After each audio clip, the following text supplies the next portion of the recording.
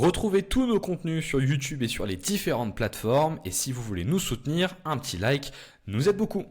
Click, click. This is your Kodak moment.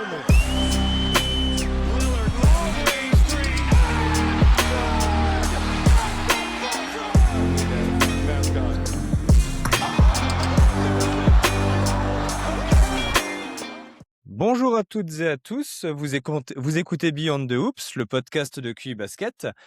Je suis Vincent et aujourd'hui nous poursuivons notre format consacré à la draft NBA 2026. Et cette fois-ci, c'est au tour d'Enzo de vous présenter ses coups de cœur parmi les prospects NCAA. Comment vas-tu Enzo ? Je suis en pleine forme, content de pouvoir enregistrer après une grosse demi-heure de réglage de soucis techniques, mais pour l'instant ça a l'air réglé. On espère que ça va être derrière nous et qu'on va pouvoir discuter tous les trois d'une manière agréable et pouvoir rentrer dans des débats très intéressants. Tous les trois, effectivement, parce que pour discuter de ces jeunes prospects et pour apporter peut-être des points de vue différents, voire des controverses, nous sommes également avec Matt. Comment ça va, Matt ? Bah écoute, ça va très bien, hein. Ravi de parler des prospects d'Enzo, hein. C'est toujours cool de parler NCAA, c'est ce que je disais la dernière fois. Je crois que j'en ai jamais autant regardé, vu que les affiches NBA c'était pas terrible. Bon là c'est mieux dernièrement. Depuis le All-Star Game, là, on a un peu plus d'affiches, du coup je regarde un peu plus. On a eu un très beau Denver OKC d'ailleurs. Je vous Ouais. invite à le regarder parce que vraiment une belle bataille tactique. Et les Sixers, est-ce que tu nous invites à les regarder ? Oula, non. Oula, Non, je vous déconseille. Je crois que ça doit faire au moins 2-3 semaines que je les ai pas regardés, c'est dire. Non, moi, dès qu'il n'y a pas Joel Embiid, je regarde même plus. Franchement, ça me démotive. Donc, Ça me vaut plus le jusqu'à coup. ce qu'ils reviennent, je vais pas regarder. Eh bien, écoutez, messieurs, sans plus tarder, j'ai peut-être une question préliminaire à poser à Enzo, puisqu'aujourd'hui, nous allons développer le profil de 3 joueurs et on aura une petite wildcard. Et j'ai remarqué qu'aucun de ces 4 joueurs n'a véritablement le même profil. Alors, je voulais savoir, Enzo, si toi, tu avais un profil de joueur qui t'excitait un petit peu plus que les autres, que tu préférais regarder. Ouais, on peut dire ça. Je m'inscris dans la complémentarité avec mes collègues de chez QI Basket parce qu'il me semble qu'à force d'écouter un peu tout le monde parler, on a chacun un peu nos stéréotypes. Matt, je crois que tu as un péché mignon pour les protecteurs de cercle un peu polyvalent, si je ne dis pas de bêtises. Ouais, Et ouais. Bah, j'aime bien quand même les porteurs. Enfin, la fois dernière, j'ai présenté que des porteurs de balle. Je pense que c'est quand même le rôle qui est le plus important. Mais en fait, c'est plutôt que les protecteurs de cercle, j'ai l'impression que c'est un rôle qui est sous-estimé par pas mal, alors que je pense que c'est hyper important. Et puis on a Paul aussi, j'ai l'impression lui il aime beaucoup les porteurs de balles, assez petits, mais avec des fortes qualités de premier pas, d'accélération et très fort en ball handling et en dribble tandis que moi je pense que ce que je préfère ça reste des extérieurs, des postes 2-3 assez polyvalents qui peuvent défendre sur beaucoup de postes et avec un peu de passing, mais c'est vraiment cette polyvalence défensive, moi je pense qui m'attire un peu le plus et voilà. Puis il y a un joueur qui correspond plus ou moins à tous ces critères dont on va parler aujourd'hui, je pense. Effectivement, et puis sans plus tarder, si vous voulez, on peut se lancer pour évoquer le premier joueur, certainement le joueur qui sera attendu le plus haut à la draft en juin prochain. Et ce joueur, c'est Caleb Wilson. Alors Caleb Wilson, juste pour le présenter rapidement, c'est un forward de 19 ans, qui aura encore 19 ans au soir de la draft, qui pour l'instant, en attendant le combine, est mesuré à 2,08 m pour les chiffres que j'ai trouvés pour 98 kilos, et qui est dans sa saison freshman du côté de North Carolina. Alors, Enzo, est-ce que tu peux nous présenter rapidement le portrait de Caleb Wilson ? Caleb Wilson, c'est un intérieur, assez sous-dimensionné. Je crois qu'il fait entre, ouais, comme tu as dit, bah, tu as déjà présenté ses mensurations.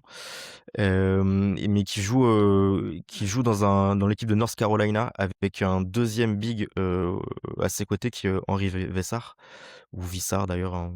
Si on a des experts de la prononciation des mots estoniens, je me laisserai nous le dire en commentaire. Mais, qui brille, je pense, enfin, je trouve en tout cas par un physique, vraiment, hors norme et que moi, ce qui me frappe le plus quand on le regarde, c'est à quel point il est flexible, il est élastique et ça lui donne une possibilité, un champ un éventail de capacités assez dingue, sur le plan offensif, comme défensif et c'est très important pour ce genre de profil, je trouve, parce c'est un intérieur qui a pour l'instant, aucun shoot extérieur et qui a encore du mal à accéder, par lui-même au proche du panier. Il a très peu de dribbles, mais il a beaucoup de qualités, physiques et c'est un joueur qui peut jouer aussi, très haut au-dessus du panier avec une, bonne détente, verticale et voilà, donc ça en fait un prospect, vraiment très original.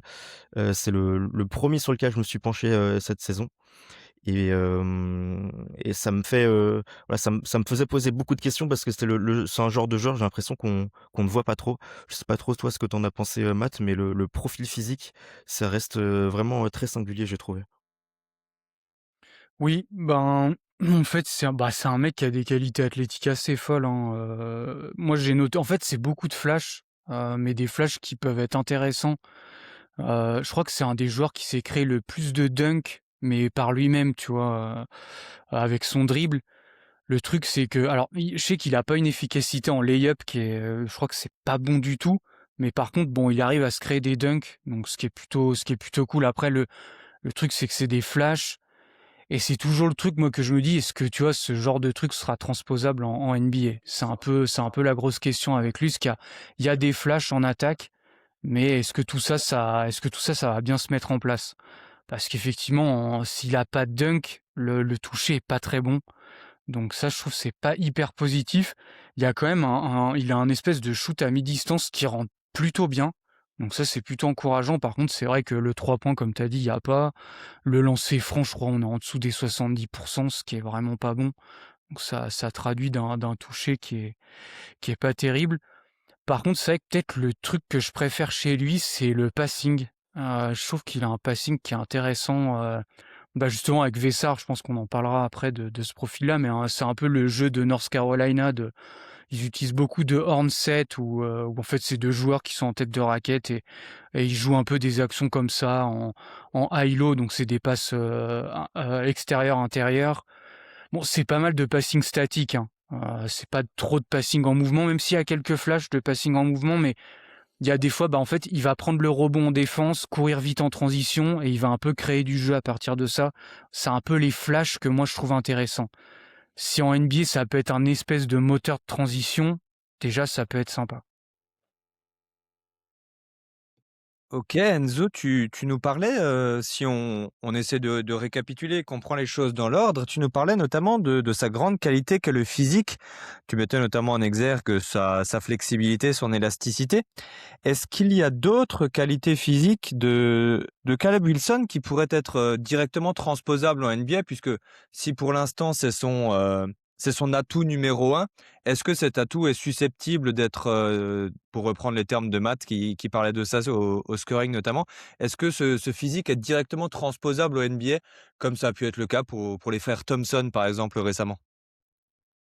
Ah oui, sans aucun souci, notamment, défensivement. Un des flashs, je pense, qui m'a le plus marqué, c'est, à un moment donné, il doit récupérer la balle au sol et se relever rapidement et il le fait à une vitesse qui est, vraiment ahurissante pour quelqu'un de sa taille et ça m'a fait penser, à un flash que j'avais vu aussi, la saison dernière de Moussa Diabaté qui arrive sur la même action il tombe par terre, il arrive à se relever et à aller au close-out et à absorber le décalage et à contenir son défenseur qui était je sais plus qui c'était, mais c'était un extérieur qui était quand même assez petit et assez rapide et Et là-dessus pour ce qui est de défendre, sur des pas forcément sur des postes 1, mais sur des extérieurs, des postes 3 par exemple, un peu plus rapides et un peu plus rapides que lui, je pense qu'il pourra, encaisser tous ces décalages-là avec une grande facilité grâce à ses mensurations physiques et sa flexibilité. Et pareil pour tout ce qui est, réception de alley-oop notamment. Alors c'est pas un jeu qui est très spectaculaire, du côté de UNC.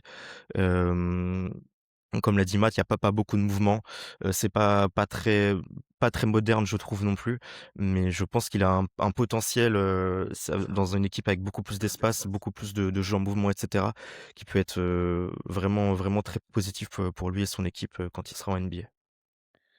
Ouais, moi, ce qui m'avait, quand j'ai regardé un petit peu de films sur Caleb Wilson, ce qui m'avait vraiment, «choqué» entre guillemets, c'est son explosivité. Enfin, on a l'impression que il y a beaucoup de dunks, Matt l'a dit, il y a beaucoup de dunks, mais c'est quasiment bestial en réalité, j'ai trouvé. Et cette explosivité, je pense, alliée à cette flexibilité et au moteur physique dont tu faisais mention, ça a l'air d'être effectivement très vite transposable en NBA. Matt, j'avais peut-être une dernière question sur le physique avant de parler, de son attaque. Pour reprendre un petit peu ce que Hugues de chez Envergure dit souvent, il fait souvent remarquer que des prospects ont de la place au niveau des épaules, pour rajouter un peu de viande ou pas. Est-ce que tu penses que ça peut être le cas chez Wilson? Est-ce qu'il y a matière un petit peu à s'épaissir? Oui, je pense. En plus, bah, il est déjà costaud quand même, je trouve, hein, pour son âge, hein. Il est très jeune, je crois, il a 19 ans. Oui. Je trouve qu'il est déjà quand même costaud. On n'a pas affaire à un joueur hyper frêle ou bah, ou des fois ces profils-là ont tendance à pas trop, prendre de muscle, puis ça peut même limiter leur, mobilité. Lui, je pense que c'est pas le cas, il est déjà, bah, déjà il est explosif et costaud et je le vois bien dans plusieurs années, l'être encore plus, avoir encore plus de puissance, et de choses comme ça. Parce que je pense que lui, pour le coup, il a le physique pour. On n'a pas affaire à un physique filiforme, donc non, j'ai aucun problème à le voir être beaucoup plus costaud dans 4, 5 ans. Oui, c'est vrai qu'il paraît à l'image très longiligne, mais c'est aussi parce qu'il est enfin là, il est listé à 2,08 m, mais du coup, il paraît très longiligne, mais effectivement, je suis assez raccord avec toi sans être frêle. Est-ce qu'on a fait le tour sur le physique ou est-ce qu'il y a quelque chose de notable que vous voulez rajouter? Non, je pense que c'est bon. Non, non, non, On peut c'est bon. passer à la suite. Eh bien, la suite, Enzo, peut-être que tu pourrais nous expliquer quel était le rôle de Wilson dans l'attaque de UNC? Bah, c'est avant tout un rôle de finisseur, pardon. On a, donc on a Henri Vessard, du coup, comme on a dit précédemment, un intérieur, qui est beaucoup plus grand que lui, qui joue clairement au poste de pivot défensivement et qui, du coup, est souvent utilisé en tant que hub offensif, avec le ballon en main, en tête de raquette et cetera, sans être un excellent créateur non plus. Ce qui fait que Caleb Wilson passe énormément de temps, dans la raquette et il s'éloigne rarement vraiment de sa zone préférentielle. Hem Bah, ça peut s'expliquer par, 2 critères. Donc comme on a dit, il a très peu de shoot extérieur, voire zéro pour le moment. Le lancer franc, il est, bah, 70 cette saison. Je suis allé regarder au lycée, il était, à 60 je crois sur toutes ses saisons au lycée. Donc on peut interpréter ça comme peut-être une progression sur cette année-là. Après, l'échantillon de sa saison freshman du côté de UNC reste assez mince et maigre. Donc voilà, je pense pas qu'il faille, tirer de conclusions sur une potentielle progression. Mais voilà, le shoot pour l'instant est en berne, donc voilà, il reste, près de la raquette et aussi, parce que pour l'instant, il a pas le dribble et le drive pour accéder au panier directement par lui-même. Et étant donné toutes les qualités physiques dont il fait preuve et voilà cette, capacité assez folle à pouvoir dunker et à se jouer, de ses adversaires, voilà le meilleur moyen de l'utiliser, ça reste de l'avoir le plus proche du panier possible. Après il y a quand même quelques nuances, j'ai envie de dire du côté de North Carolina parce que c'est un jeu qui ne ressemble pas du tout à ce qu'il aura, en NBA. Vraiment, ça faisait un peu anachronique, je trouvais presque, avec, c'est vraiment pas une équipe qui joue sur un tempo rapide, avec, ouais, on a 2 intérieurs, dont un qui space un peu, qui est, Henri Vessard, mais il y a très peu de tentatives par match, même s'il est très efficace là-dessus. Du coup, j'avais du mal à me projeter un peu et à me dire, qu'est-ce que ça pourrait donner, dans un futur, relativement proche du coup. Mais voilà et puis je crois qu'on n'a pas encore précisé, mais sa saison s'est terminée il y a déjà un petit moment, Mmh. pour une grosse blessure qui l'éloignera du coup jusqu'à sa draft, des parquets. Donc voilà, il y avait quelques progrès qu'on va évoquer, mais voilà, ils ont été coupés court, pour une malheureuse blessure. Oui, d'autant plus que il vient de se casser un doigt manifestement au cours de sa rééducation. Donc effectivement, sa saison s'est terminée. Juste pour donner quelques statistiques, il aura joué 24 matchs et sa saison s'est terminée il y a un mois tout rond, le 10 février dans une défaite contre, Miami, Ohio. Et puisque, vous disiez tous les 2 que le shoot était en berne, juste pour donner quelques statistiques sur la saison de Caleb Wilson, donc c'était sa saison freshman, c'est une vingtaine de points, 19,8 points en 31 minutes de jeu avec, 57,8 au tir, 25 de loin, mais avec une tentative par match, donc il y a ni les pourcentages, ni même le volume. 70 au lancer franc et ça nous fait un total de 62,6 de true shooting. Voilà donc pour les quelques que statistiques. Matt, est-ce que, donc on a bien compris qu'il restait surtout autour du dunker spot. Est-ce qu'il est capable de se créer quand même son propre tir dans cette zone entre, 0 et quoi 2-3 mètres du panier? Oui, mais on va dire que c'est plus des flashs. Des fois, il y a des flashs de footwork ou qui sont intéressants, j'ai trouvé. Après, bah, c'est des flashs, quoi, donc c'est toujours pareil, c'est pas des trucs qu'on voit non plus régulièrement. Donc ça pose question aussi de quel rôle il aura en NBA parce que, bah, si c'est un mec qui score uniquement, proche du cercle, ça voudrait dire qu'il sera intérieur et qu'il sera peut-être enfin, dans l'idéal, il faudrait qu'il soit «seul intérieur» entre guillemets, si tu veux un spacing décent. Mais du coup, bon, je pense on parlera de la défense après, mais ça voudrait dire que tu l'installes en pivot, protecteur de cercle, ce genre de choses. Donc c'est un peu ça en fait, c'est quel rôle va avoir, Caleb Wilson? Mais moi j'arrive pas trop à avoir la réponse parce que c'est pas évident, c'est comme il l'a dit Enzo, c'est quand même énormément de finition, hein. Même si on voit quelques flashs, et cetera, c'est beaucoup de la finition et comme j'ai dit, peut-être le truc qui m'intéresse le plus, c'est le passing que je trouve pas mal en mais ça reste du passing statique. Donc maintenant, c'est à quel point il va pouvoir développer un peu du passing en mouvement. Est-ce qu'il peut y avoir un peu de drive?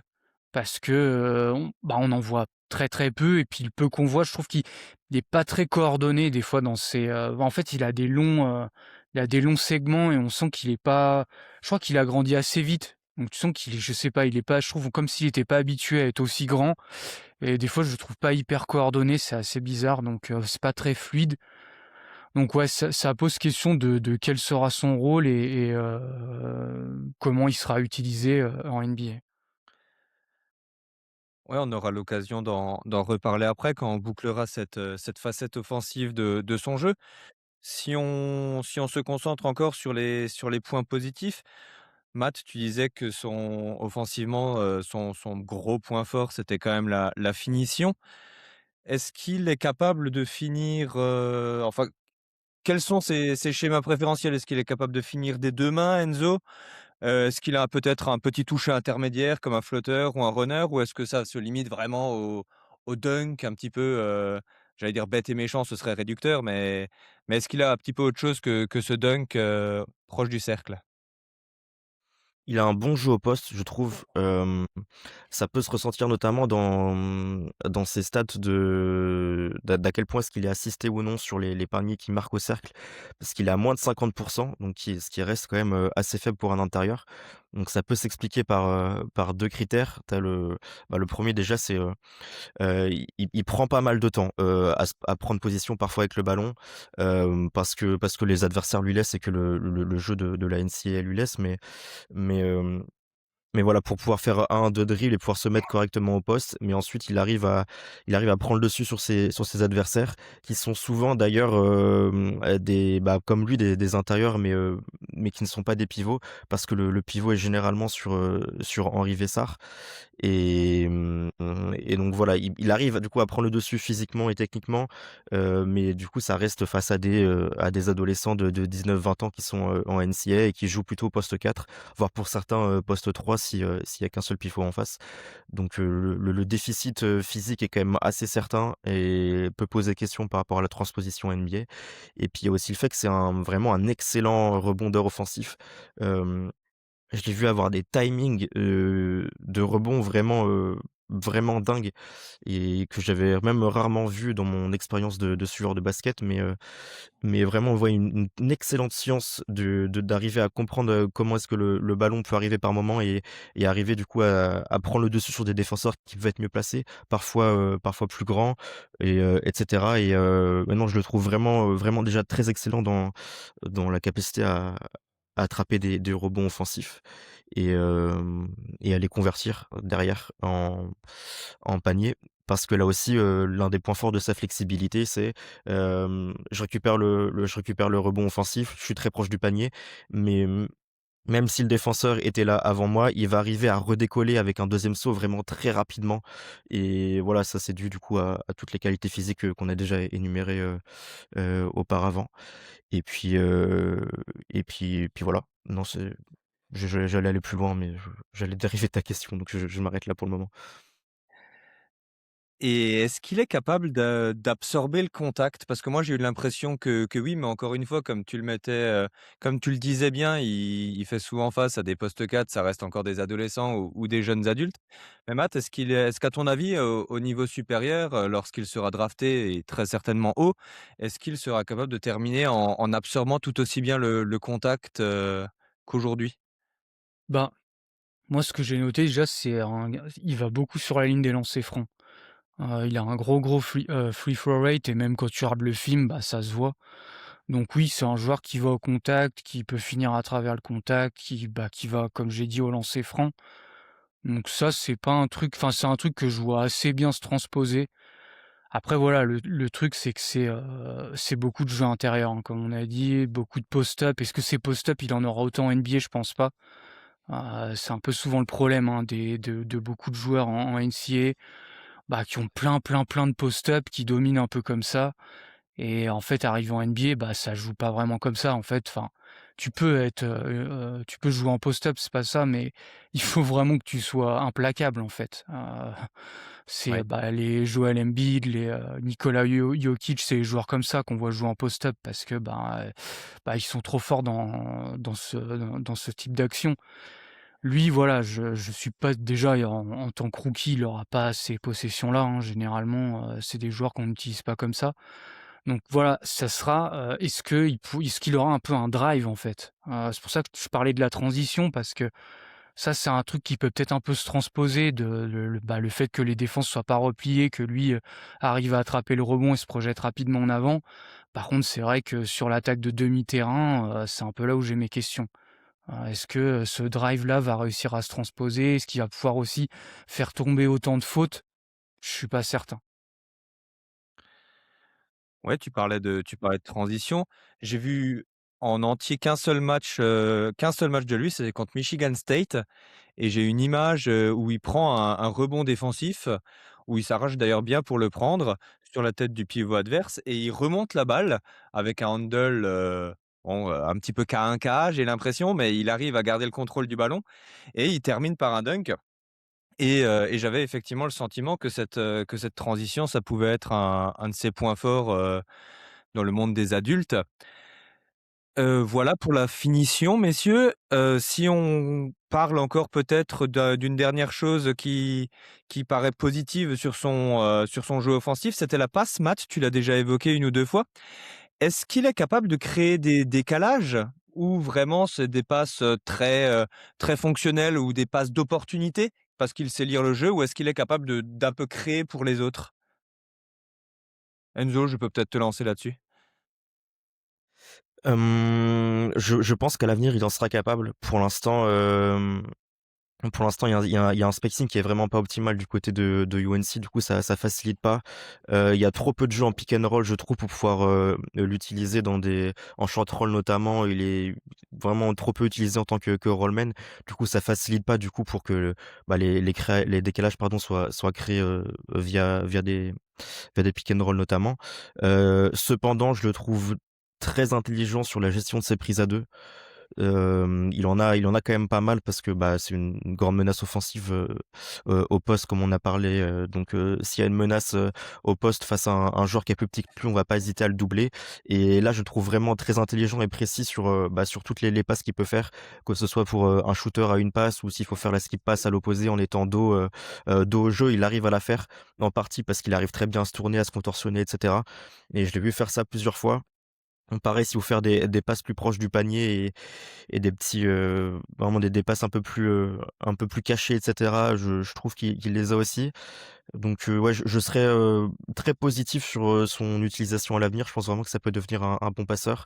Après, il va falloir que le drive se développe là-dessus parce que s'il est utilisé, en hub, en tête de raquette notamment, s'il a aucun shoot puis, aucun drive, les lignes de passe, ça va avoir du mal à se créer. Parce que pour l'instant, ça reste quand même un joueur, je trouve, qui prendra le shoot dans la zone du terrain où il reçoit le ballon et ça reste problématique.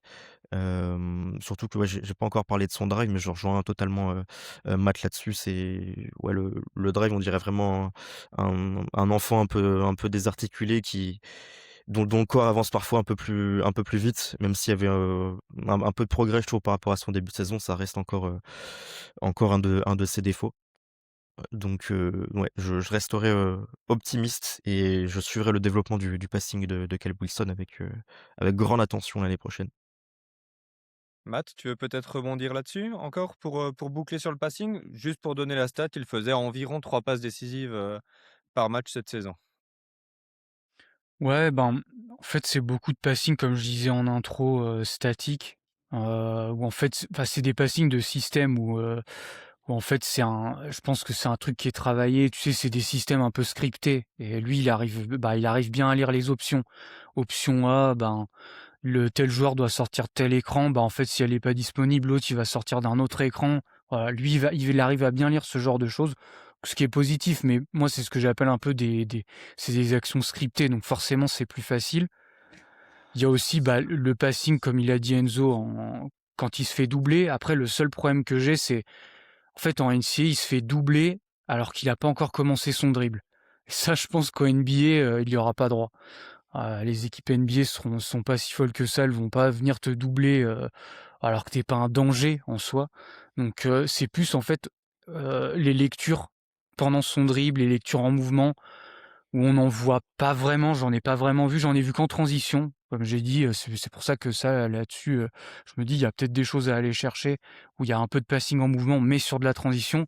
Par contre, c'est vrai que sur demi-terrain, c'est la grosse question, c'est est-ce qu'il va pouvoir développer un peu ce passing en mouvement?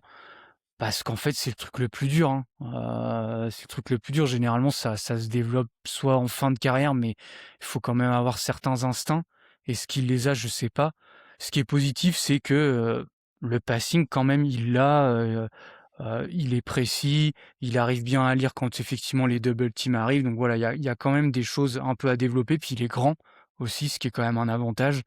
Il peut passer par-dessus, il peut faire des longues qui passent. Donc voilà, il y a quand même des choses, mais bah, le plus dur reste à voir en fait, hein, et c'est le passing en mouvement et face à des meilleures défenses de NBA. Tu as utilisé plusieurs fois la formule de passing statique. Formule, je crois que tu as utilisé aussi pour Cam Boozer. Ouais. Est-ce que Wilson, il se débrouille quand même un petit peu mieux dans l'exercice parce que tu avais quand même été plutôt critique là-dessus sur le passing de Boozer ou est-ce que tu les mets un petit peu dans la même catégorie? Bah, ouais, je trouve que c'est un peu les mêmes, hein, là-dessus, c'est un peu ouais, c'est le même style. C'est le même style de j'en parlais en plus à plusieurs personnes d'envergure. Je disais: «En fait, le passing me fait un peu penser à Boozer dans le sens où, bah, c'est pareil, c'est des passings de système, des passings statiques, des choses comme ça». Peut-être j'ai l'impression même que Wilson, des fois, s'en sort un peu mieux. J'ai l'impression que son process pour lire est un peu plus rapide, parce que Boozer, des fois, je trouve qu'il est très, très lent, des fois dans ses lectures. Il va faire la skip pass, mais Ah, en fait, il faut vraiment que l'action se développe et que, tu vois, il y ait une vraie ouverture des fois pour qu'il fasse la lecture. Là où Wilson, je trouve, anticipe peut-être un peu mieux les choses. Donc, tu vois, je suis peut-être même un peu plus positif sur son passing à lui que celui de Boozer. Moi, je pense que je les mettrais même quasiment pas dans le même tiers. Je pense que je mettrais vraiment Wilson largement au-dessus de Boozer. Parce que ouais, je te rejoins sur le fait que Boozer est très, très lent et a du mal à voir toutes les options, déjà en partie parce qu'il est plus petit, donc ça aide pas. Mais ouais, il y a beaucoup de pertes de balles aussi, sur des passes assez simples, du côté de Mmh. Boozer. Après, j'ai été assez choqué là, aujourd'hui en regardant son match, du coup contre UNC à Boozer. Wilson ne joue pas parce qu'il est blessé depuis un moment, mais je l'ai vu corriger pas mal de ses défauts, dans le passing. Donc je vais suivre, cette évolution-là sur les derniers matchs de la saison, avec intérêt, mais s'il les gomme, en tout cas, ça pourrait être très cool, mais on s'éloigne un peu du sujet. Donc on a un bonhomme, très athlétique, capable de faire, d'avoir un passing fonctionnel. Parlons peut-être pour terminer ce volet offensif pardon de la chose qui fâche, c'est-à-dire le tir. Vous l'avez déjà, abordé un petit peu. Alors, on peut peut-être résumer ça en une seule question. Est-ce qu'il est susceptible en NBA de parvenir à développer un tir? Ou est-ce que, la mécanique est cassée? Ou enfin, est-ce qu'on y croit finalement? Est-ce qu'il est capable de devenir à minima respecté? Enzo?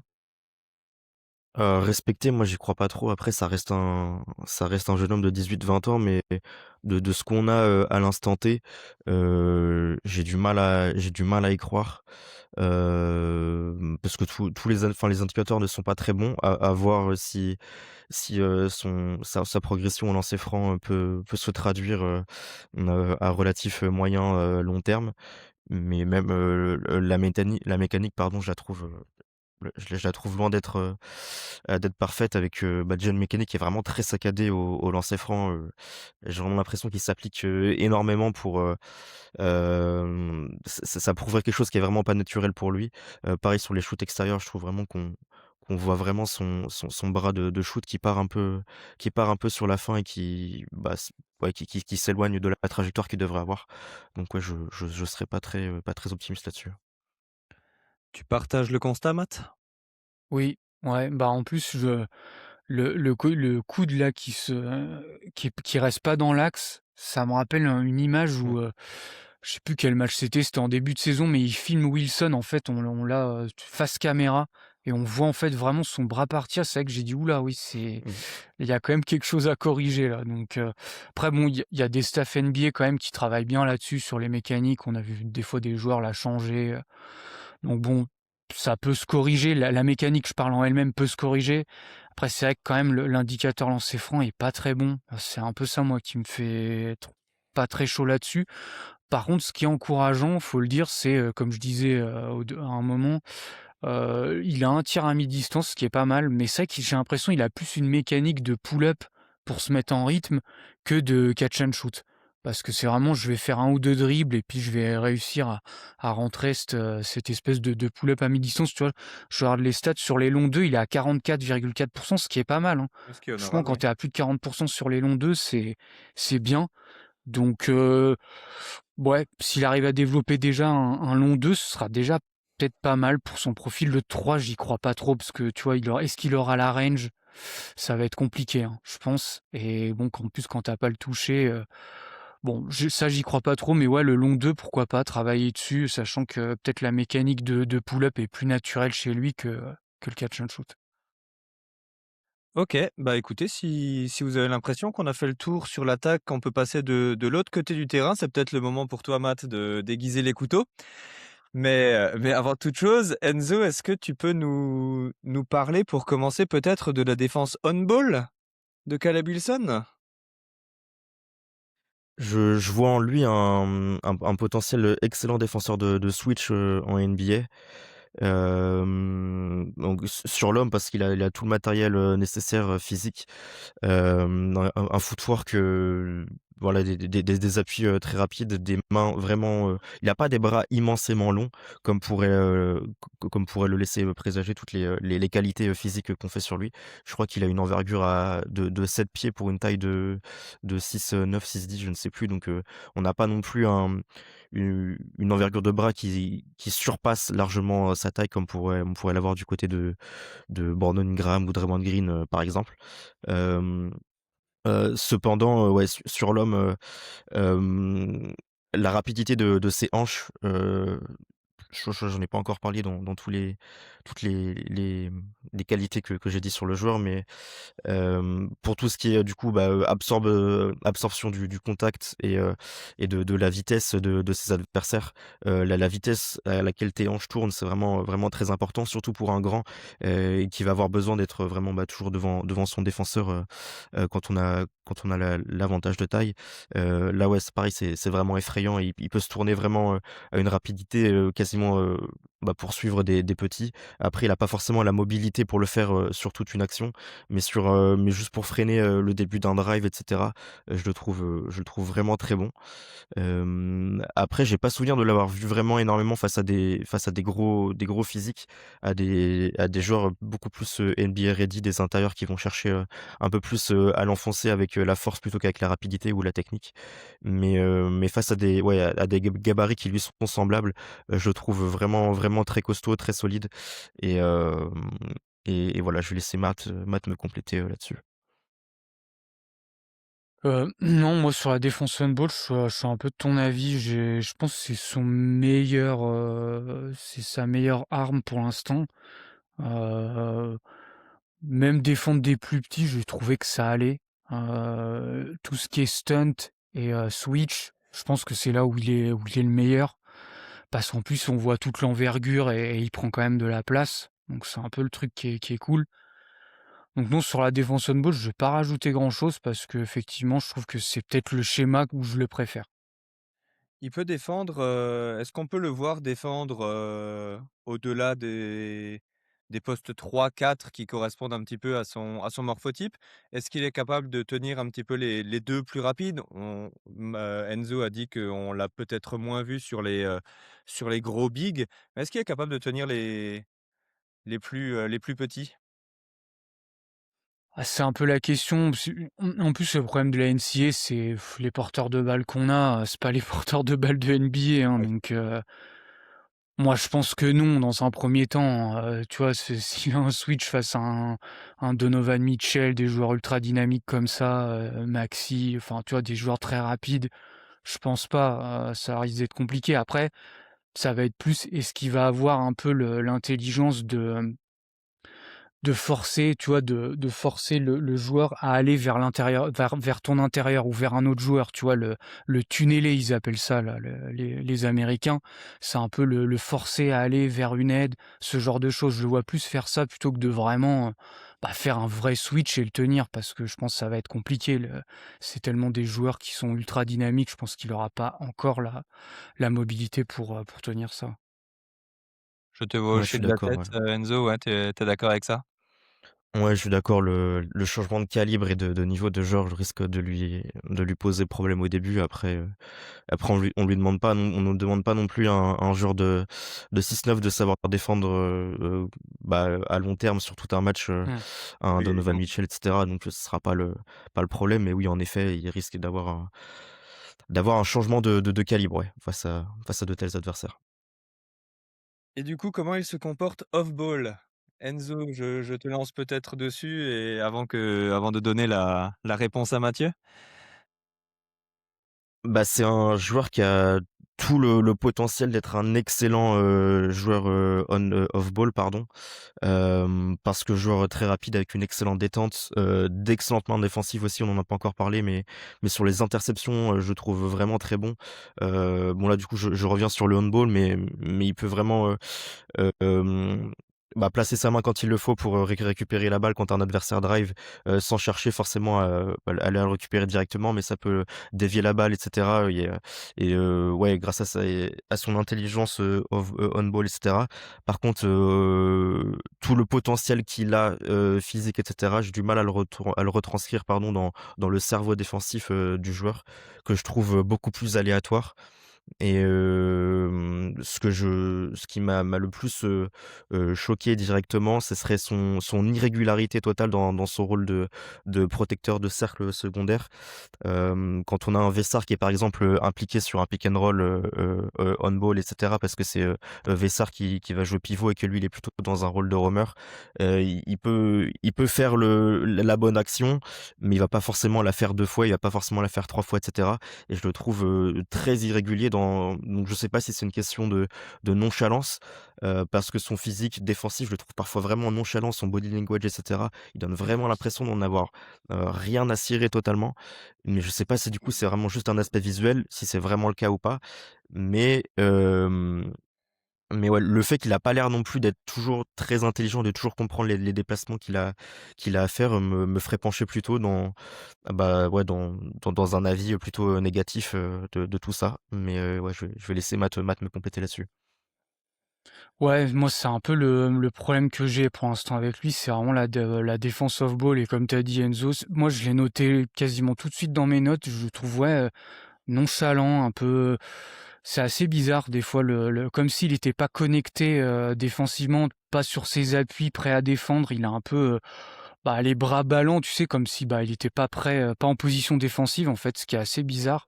Je le trouve peut-être pas non plus pas concerné parce que en fait, il est souvent très en retard, mais par contre, il fait quand même toujours l'effort d'essayer bah, de rattraper, en fait, son retard. Sauf que, bah, c'est trop tard, donc il y arrive pas, mais au moins j'ai noté, il essaye, c'est pas comme si, bah, il essaie l'action. Des fois, on voit vraiment les très mauvais défenseurs où vraiment ils font pas du tout l'effort. Lui, c'est quand même pas le cas. Mais c'est vrai que moi, c'est plus, ouais, le QI défensif, le cerveau défensif, ouais, j'ai l'impression qu'il comprend pas les rotations. Puis dès que ça se complique, qu'il y a un premier switch, puis qu'il doit faire un autre switch off ball, ce genre de choses, il est même complètement perdu des fois. Bah, il y avait une action que je vous avais montrée dans notre conversation où il vient pas tag et en fait, tu vois, c'est un truc qui arrive une fois, 2 ou 2 fois. Bon, c'est pas très grave, ça peut arriver de rater ce genre de choses. Le problème, c'est que je trouve que c'est récurrent à chaque match que j'ai vu. J'ai au moins 4-5 captures d'écran, faciles, voire même plus et ça revient à chaque match ce truc de, bah, je viens pas tag ou je viens pas faire la rotation, défensive et en fait, c'est un peu le problème et c'est pour ça que je parlais, de l'attaque tout à l'heure où je disais, ben, ce sera plus un intérieur. Mais le problème, c'est que si tu veux être un intérieur en attaque, bah, faut que tu sois un protecteur de cercle en défense et c'est en fait, moi, c'est là où j'ai un gros problème, c'est que, bah, je le vois pas, quoi. Déjà, là, on le voit avec Vessar, c'est Vessar qui a un peu le rôle de jouer le drop et cetera. Mais le truc, c'est qu'en NBA, si tu lui demandes de faire ça, je le vois pas. J'ai du mal à le voir en fait capable de faire ça parce que va falloir être bon dans tout ce qu'on a dit et pour l'instant, je le vois pas. Je trouve qu'il y a pas les instincts en fait défensifs. Alors est-ce que ça va venir? Je sais pas.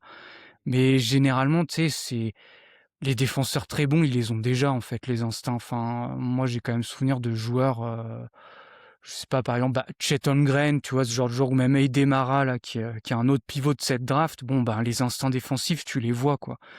Tout n'est pas parfait, évidemment, ça reste des jeunes joueurs. Mais lui, je trouve qu'il y a quand même beaucoup, beaucoup de défauts qui m'interrogent beaucoup, quoi.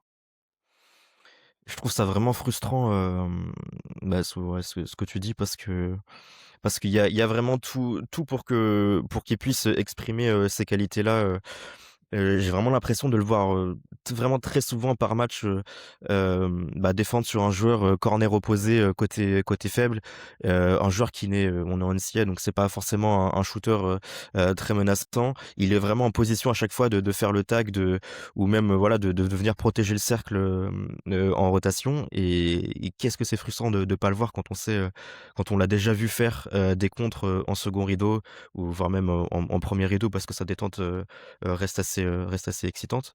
Donc ouais, ça ajoute vraiment un côté vraiment, très frustrant quand on regarde les matchs, de Caleb Wilson. Ok, bah, je vous propose pour conclure le dossier Wilson de parler très brièvement de sa projection en NBA.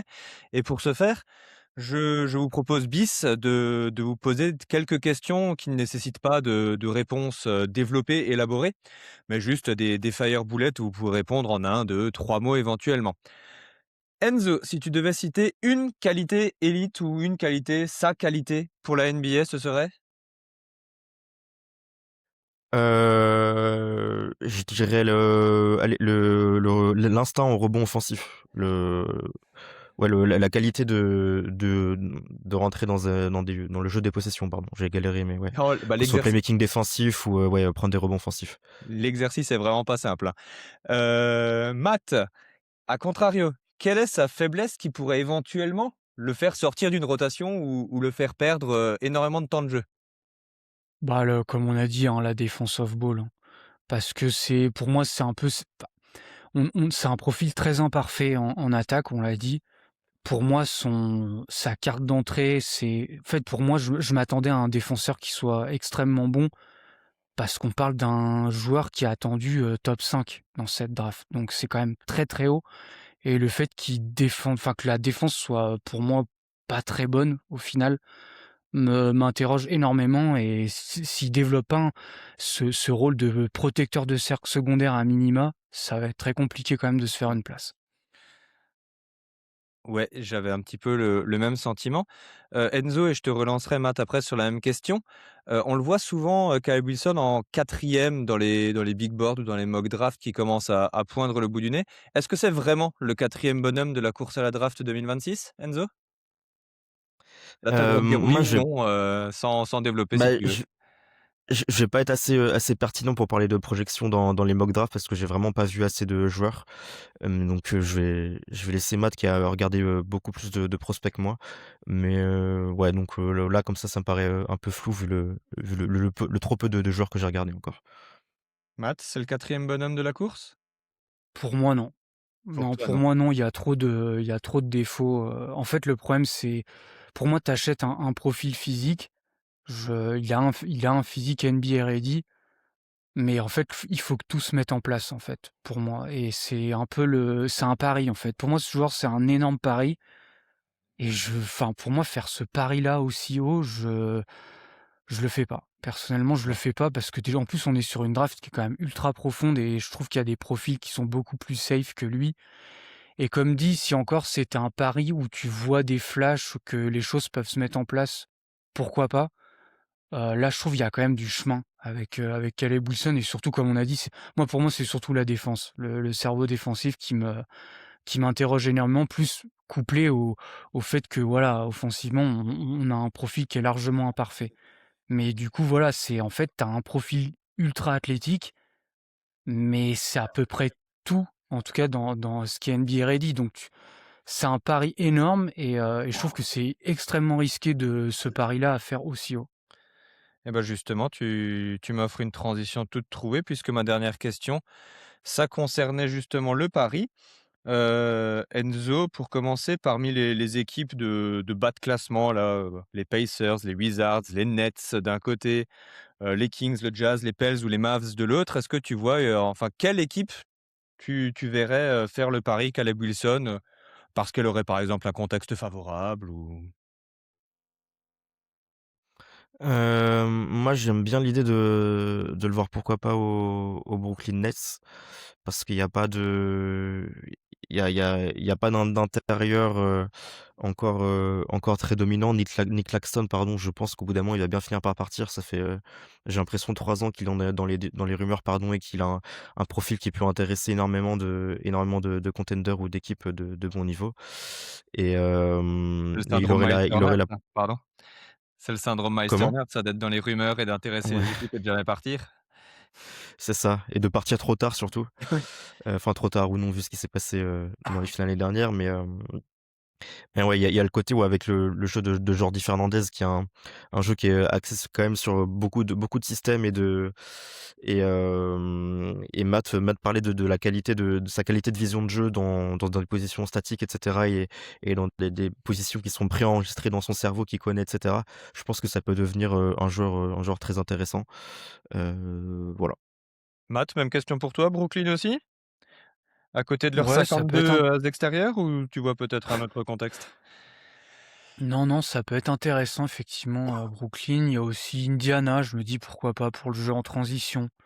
Comme on a dit, je pense que c'est pas mal de ses qualités, puis le fait de jouer avec, un playmaker comme Haliburton, tu vois, ça peut être super cool pour lui. En tout cas, je le vois avoir un rôle dans cette équipe-là, parce qu'il pourra finir au cercle, sur des passes d'Haliburton, puis le jeu des Pacers, hein, tout en Ouais. transition. Puis ça peut aussi vu qu'ils ont maintenant pris Zubac, je me dis, tu vois, j'imagine qu'il sortira du banc, hein, dans un premier temps, surtout que tu as quand même Pascal Siakam et puis Zubac, mais tu vois, ça peut t'offrir une autre option aussi en tant qu'intérieur où là, pour le coup, tu vas pouvoir courir à fond avec lui et ça peut être aussi un bon moyen de le développer, un contexte comme ça qui est peut-être un peu plus compétitif.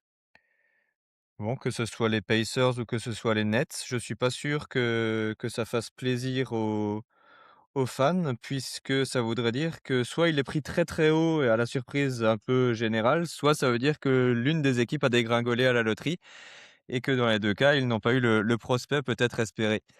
Est-ce qu'on Bah, est-ce qu'on pour les Pacers, en plus, s'ils le prennent, ça veut dire qu'ils le prennent vraiment top 4 vu que leur pick Oui, c'est est vrai. protégé Oui, top 4 et que de 4 à 10, ce sera pour les Clippers.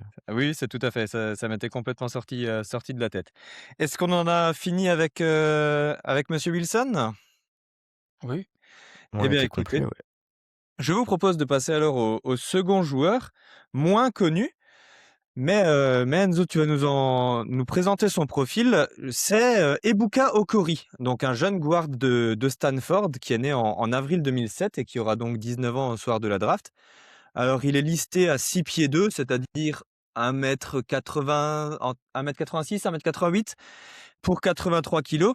Et il a quand même la particularité cette saison en tant que freshman d'être le 5e meilleur scoreur du pays avec un peu plus de 23 points de moyenne. Enzo, est-ce que tu peux nous en dire un petit peu plus sur Ebuka Okori? Ouais, c'est un joueur avec, beaucoup de contradictions, j'ai envie de dire parce que ouais, comme tu l'as dit déjà, il y a le côté, c'est un joueur, très jeune, 18 ans, qui va avoir, 19 ans là dans quelques mois. Donc, plutôt avec des dimensions, très petites, des dimensions qui sont presque plus acceptées pour les NBA, mais qui, malgré ça en NCAA brille par son scoring, individuel notamment.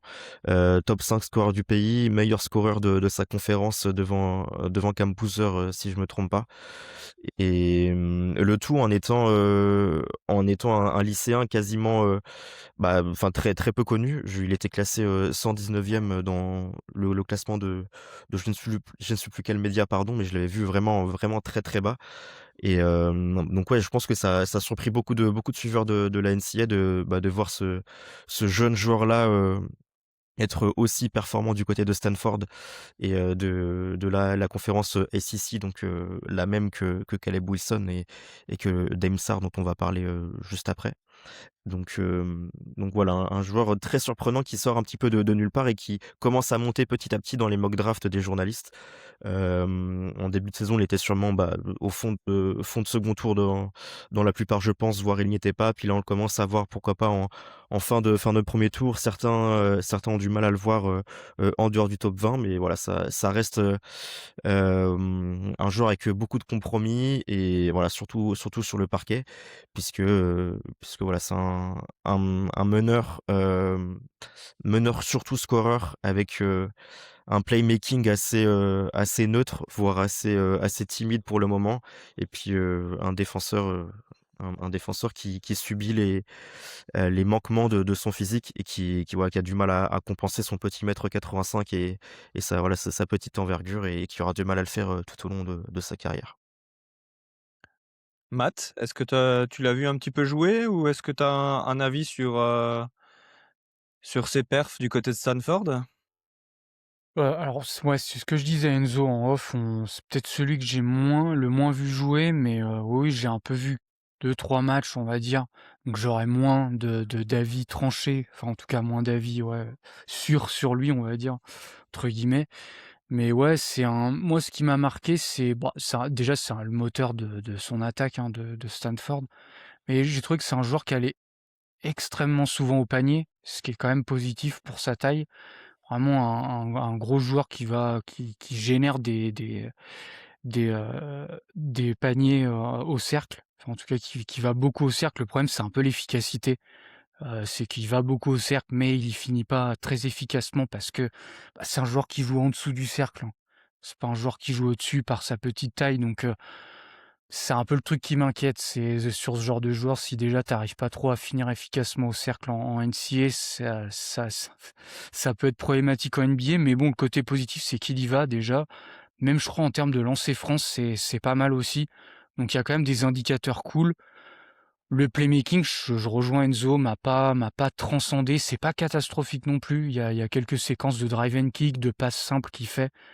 Donc ça, c'est cool, mais c'est plus le passing sur pick and roll. Il va rater des fenêtres de passe, ce genre de choses.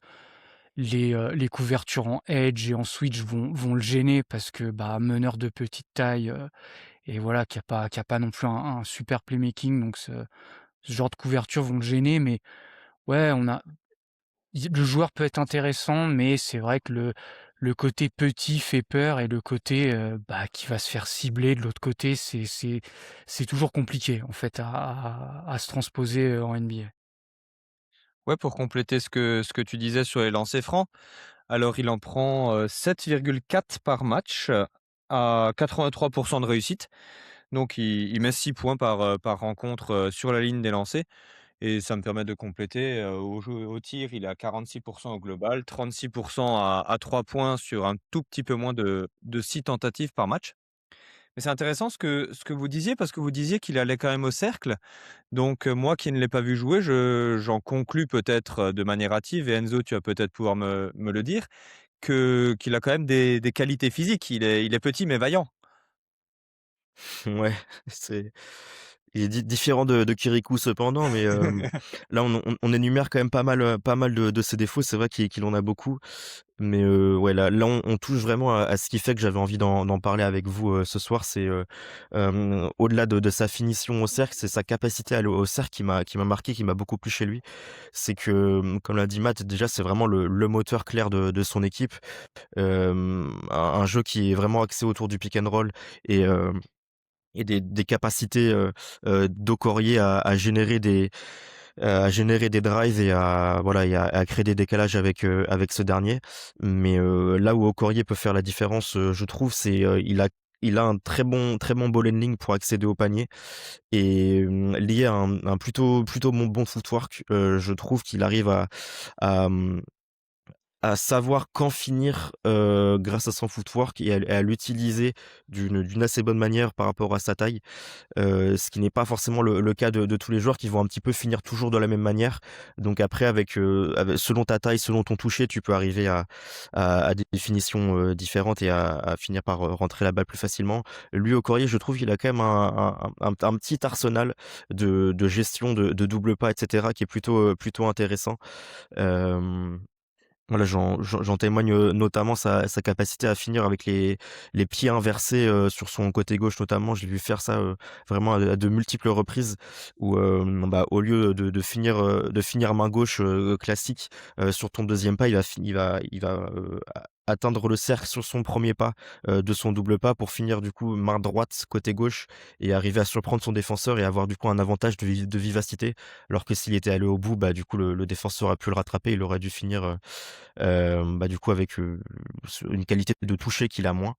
Mais voilà, je trouve, un petit peu différent des genres de son profil, dans ce registre-là, sans pour autant dire qu'il est forcément meilleur, mais voilà, ça lui réussit plutôt bien. Et il y a aussi, pas mal de finitions assez crafty parfois, donc il a du mal à les rentrer souvent, mais je le trouve assez spectaculaire dans certaines de ses finitions. Il peut arriver à se contorsionner, à passer dans certains trous de souris et voilà, c'est ça qui me plaît, pas mal chez lui, lié aussi à sa capacité à générer des fautes, qui est très intéressant et qui lui permet d'être quand même, au global un joueur assez efficace, enfin relativement efficace. Je crois qu'il a un peu plus de 59 de true shooting, donc ça reste assez, positif pour un joueur qui, voilà, qui fait quand même, 1 m 85 quoi, donc c'est plutôt cool.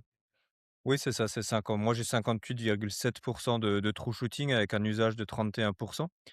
Donc une menace sur drive et on a coutume de dire que, pour que la menace sur drive soit complète, il faut quand même avoir un passing, qui va bien, histoire de pouvoir profiter des décalages que l'on se crée. Vous disiez que la création pour les autres n'était peut-être pas extraordinaire. Pour autant, est-ce qu'il y a quelque chose à garder et quelque chose qu'on peut projeter dans ce secteur en NBA? Matt, peut-être pour commencer? Ben, oui, le fait de générer pas beaucoup de tirs au cercle, bah, c'est cool. C'est comme ça que tu fais tu mets les défenses en rotation, on va dire. Après, c'est sûr que le passing est bien sans être génial, mais voilà, il y a quand même un peu de drive and kick, ce qui est cool. Après le problème de ce genre de joueur, c'est, bah, si t'es pas assez fort, créateur, ça va être compliqué en fait de trouver un rôle majeur.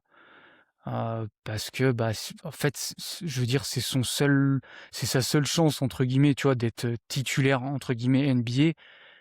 Bah, là en NCAA, il est moteur de son attaque, bah, faudrait qu'en NBA, il soit aussi moteur d'une attaque pour qu'il ait vraiment un gros rôle.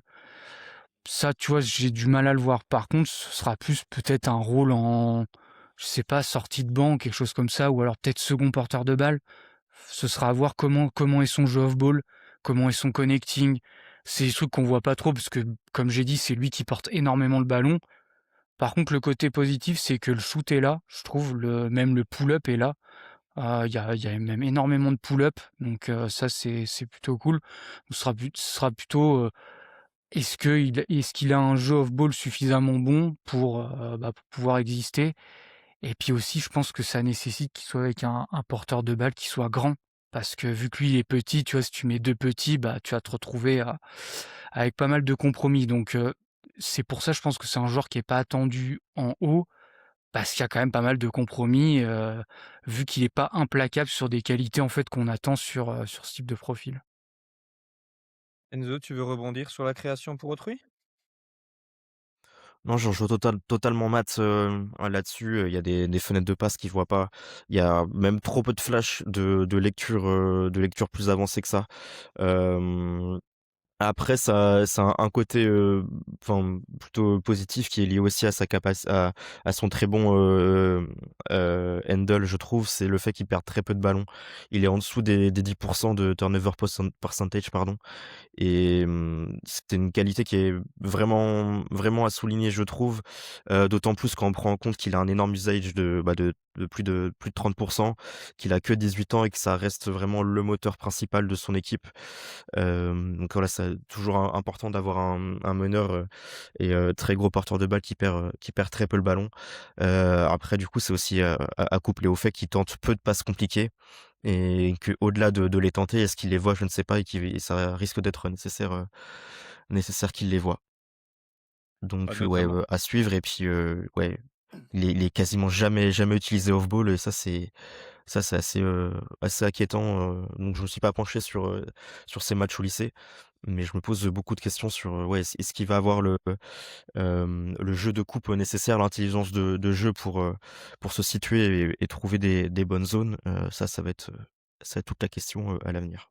Bah, oui, c'était un peu la à l'endroit là où je voulais vous emmener un petit peu son jeu off-ball, puisque vous avez l'air de dire qu'en NBA, il n'aura certainement pas, si ce n'est peut-être, à terme, le lead d'une seconde unit peut-être, mais ce sera certainement pas le porteur de balle primaire d'une franchise. Donc heu, donc le jeu off-ball reste finalement un facteur particulièrement important dans ces cas-là, puisque, bah, on a vu par exemple avec l'exemple de Trae Young, quand on a essayé de lui mettre un autre porteur de balle, alors bon, qui n'était certes pas folichon, mais un autre porteur de balle, son jeu off-ball ne s'était pas véritablement développé du côté des Hawks. Donc l'idée peut-être, ce serait de voir ou d'imaginer, mais ça a l'air d'être compliqué, pour vous de le dire. Si Okori est capable de vivre off-ball ou si c'est un manieur de ballon uniquement, finalement? Bah, j'ai une stat en partie pour, illustrer ça, c'est, Matt a parlé tout à l'heure du fait qu'il y avait beaucoup de pull-ups sur la 3 points. Il est à 42 de 3 points, assistés. Donc c'est vraiment, vraiment très, Mmh. très faible. Il y a énormément de pull-up et de tirs qui se créent par lui-même. Donc même dans la zone où généralement on est le plus assisté, il est très peu puisque pour le reste c'est assez dithyrambique. Il est, assisté à sur 14 de ses paniers au cercle et 12, dans les autres 3 points dans les mid-range. Donc c'est vraiment famélique. Je suis même pas sûr qu'on ait un équivalent NBA, un joueur avec autant de volume et qui est aussi peu assisté dans des chiffres, proches de 15. Là comme ça de tête, j'ai pas maths, mais ça me paraît vraiment, enfin j'ai l'impression que j'avais Non, ouais, jamais je vu ça pense quoi, de pas. tels chiffres, ouais. Non, non, ça c'est souvent des profils qu'on retrouve en NCAA. Bah, Trae Young, je crois, avait énormément, bah, de pull-up comme ça. Il y a Christian Anderson cette année aussi qui a plus de pull-up que de catch and shoot. C'est vraiment les gros créateurs comme ça. Anthony Edwards, il me semble aussi avait ça. Tu vois, c'est les gros créateurs comme ça de pull-up qui en NCAA en ont énormément. Des fois, ça traduit aussi le fait que, vu qu'il est à plus de 40%, hein, il me semble. Si je dis pas de Et il a non, 36 je crois à 3 points. 36, ouais. 36, ouais. Mais voilà, je trouve que vu la difficulté des shoots, être à 36, c'est quand même Mmh. positif. Ça veut dire que je pense qu'il y a le volume, le lancer franc, il est à plus de 80%. Je pense que le shoot, on peut le projeter maintenant. Ce sera effectivement, bah, est-ce qu'il y aura un jeu off-ball? Et puis, comme j'ai dit, le problème, c'est qu'il est petit, donc le mettre à côté, en fait, d'un autre porteur de balle va obliger à ce que ce porteur de balle principal soit grand. Sinon, bah, ça va vite être un rôle finalement en sortie de banc parce que on parlera de la défense que je trouve pas si mal, mais voilà quoi, la taille le limite. La taille le limite des gens en NCAA défensivement, en NBA, bah, j'en parle même pas, quoi. Oui, peut-être que si tu le mets à côté des 2 mètres d'un Cade Cunningham, par exemple, c'est peut-être viable. Mais si tu le C'est mets à ça, ouais. côté du mètre 85, sur la pointe des pieds de Brunson, c'est peut-être quand même un petit peu limite, limite. Est-ce qu'on achète son tir? On parlait de ces 36 à 3 points. On parlait qu'il y avait, notamment, beaucoup de pull-up. Est-ce que tout ça encore, pour reprendre la formule, c'est transposable, au niveau du dessus? Ou est-ce que c'est peut-être signe qu'il y a, bah, enfin, est-ce que cela présage de difficultés? Enzo? Oui, moi je pense que là, vu ce qu'on voit cette saison, il y a l'indicateur lancer franc qui est très positif aussi. Ouais, Une petite 84 nuance, ouais. ouais, voilà, exactement. Une petite nuance cependant, je trouve que son release point est assez bas, donc la hauteur à laquelle il lâche la balle. Donc déjà, encore une fois, le fait qu'il soit petit, certes, mais même dans sa mécanique à lui, je trouve qu'il lâche la balle assez bas et relativement lentement. Enfin, j'ai vraiment l'impression de le voir faire 2 gestes. Un premier pour lever la balle et le deuxième pour la pousser et ce qui lui fait perdre un petit peu de temps et quand je le vois lâcher la balle, assez bas, j'ai peut-être un peu peur de sa capacité à pouvoir tirer, par-dessus des mecs beaucoup plus grands, notamment quand ils seront, plus près de lui dans les tirs qui ne seront pas, wide open. Mais là, après, c'est juste pour titiller et puis ça ne représente, qu'un petit échantillon des tirs qu'il aura, enfin, voilà. Mais ouais, globalement positif, sur, sa projection à l'avenir. Et est-ce qu'on a un peu de tir intermédiaire? Un flotteur, par exemple, pour les petits, c'est souvent bien pratique, pardon? Matt, qu'est-ce que tu en penses Faute là-dessus? Ou Enzo, tu peux continuer, pardon, je t'ai coupé. Non, j'allais juste dire que des flotteurs, j'en ai très peu vu parce que justement, il est assez bon pour accéder directement au panier. Donc il a pas besoin de devoir s'arrêter, à 3 qua enfin 2-3 mètres du panier. Il arrive plutôt bien à aller un peu plus loin donc ouais, j'ai vraiment l'impression qu'il en prend très peu, ouais. OK OK, bah, j'ai l'impression qu'on a peut-être fait le tour sur sa facette offensive. Comment il se comporte Enzo de l'autre côté du terrain, enfin de son propre côté du terrain? Est-ce que c'est, les portes de saloon ouvertes? Moi je trouve C'est un joueur qui a envie de récupérer le ballon plus que de bien défendre, pardon. Et je le trouve assez concerné quand la balle est quand il est côté fort du terrain, moins quand il est côté faible, ce qui peut donner quelques oublis de sa part et quelques sautes, de concentration, je trouve. Ça se voit qu'il a envie d'intercepter le ballon, il est plutôt bon là-dedans. Il est à un peu plus de ouais, quasiment à 3 de steal percentage, donc c'est plutôt très bon. Et il a des bonnes lectures de passes, pour des quand le ballon n'est pas très loin de lui parce qu'il a pas forcément les atouts physiques pour pouvoir faire des lectures de très loin et très avancées et jaillir un peu de nulle part. Hem, donc voilà, pour la défense sur l'homme, il aura forcément énormément de difficultés à freiner la plupart de ses adversaires. Voilà, la défense off ball, je la trouve, comme j'ai dit, assez, aléatoire. Il concerné quand la balle est assez proche de lui et beaucoup moins quand il est éloigné. Donc voilà. Après, c'est un joueur qui a beaucoup d'énergie à donner en attaque et on peut comprendre qu'il ait besoin de se reposer, d'un côté du terrain. Après, c'est forcément préjudiciable pour son équipe. Mais voilà, quand on voit à quel point, l'attaque de Stanford est orientée autour des Boko Okorie, voilà, on peut comprendre aussi un petit peu son côté, dilettant en défense. Oui, ce sont des choses qu'on retrouve d'ailleurs en NBA. Les joueurs avec énormément de responsabilités offensives ont parfois une certaine tendance à se reposer quand ils n'ont pas la balle.